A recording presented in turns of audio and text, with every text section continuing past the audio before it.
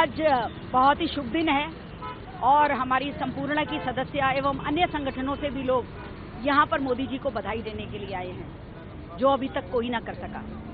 हमारा जो कॉन्स्टिट्यूशनल अधिकार था उसको देने की बात अगर किसी ने की है तो इस माटी के लाल हमारे प्रधानमंत्री जी ने की है।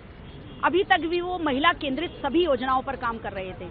आपने देखा होगा कि बेटी को पढ़ाओ, बेटी को आगे बढ़ाओ और बेटी को उसका हक दिलवाओ, ये हमारे प्रधानमंत्री जी ने ही कहा। मातृत्व का अवकाश हमारे प्रधानमंत्री जी ने ही कहा।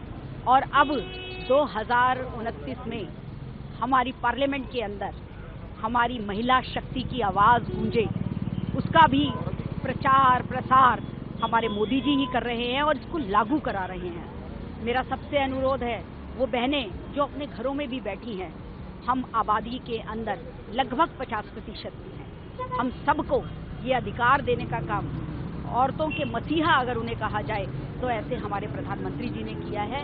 हम सब यहाँ पर एकत्रित हुए हैं इसी बात के लिए कि हम अपने प्रधानमंत्री जी को अपने हृदय की गहराइयों से ये कहें कि मोदी जी धन्यवाद।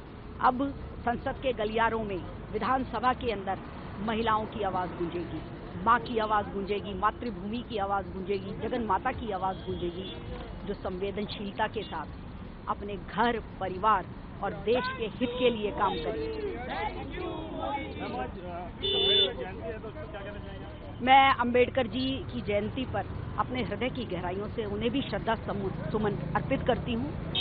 1950 के अंदर उन्होंने भी महिला समता, महिला स्वतंत्रता की बात की थी। उन्होंने कहा था कि हमें कोई आयातित, जो फ्रांस से हो, जो आयातित है, हमें नहीं चाहिए। हमें चाहिए अपने देश की महिलाओं को देश की परिपाटी की स्वतंत्रता। 1950 में उन्होंने जो बात कही, कॉन्स्टिट्यूशन बनाने वाले अंबेडकर जी की वो बातें आज फलीभूत हो रही हैं। ऐसे में हम सबका फर्ज बनता है कि हम अपने ऐसे पूर्वजों को, ऐसे लोगों को जिन्होंने देश की महिलाओं को हमेशा आगे लाने का प्रयास किया, उन सबको धन्यवाद करें। और इसमें अगर सबसे पहले अगर कोई नाम लिखा जाता है तो वो प्रधानमंत्री जी का नाम है, क्योंकि 2029 के अंदर ऐसे हर्डल्स आ गए थे, लेकिन उन्होंने सभी को कंटक मूल किया, उन सभी को इरेडिकेट करने का काम किया। और ये जो विशेष सत्र होने जा रहा है, ये इसी बात का परिणाम है। मोदी जी बहुत बहुत धन्यवाद। आपने नारी सशक्तिकरण का अधिनियम लागू करके हम सबको बहुत कृतार्थ कर दिया। आपने हमारी शक्ति को पहचाना। बहुत बहुत धन्यवाद। जय हिंद। जय हिंद। मोदी जी बहुत बहुत धन्यवाद। आपकी वजह से ही हम एक ऐसे इतने अच्छे एनजीओ के साथ जुड़ गए हैं, जिनकी संपूर्णा की हमारी जो ऑर्गेनाइजर सारी मिसेस शोभा विजेंद्र गुप्ता है और हमारी इंस्पायरेशन है।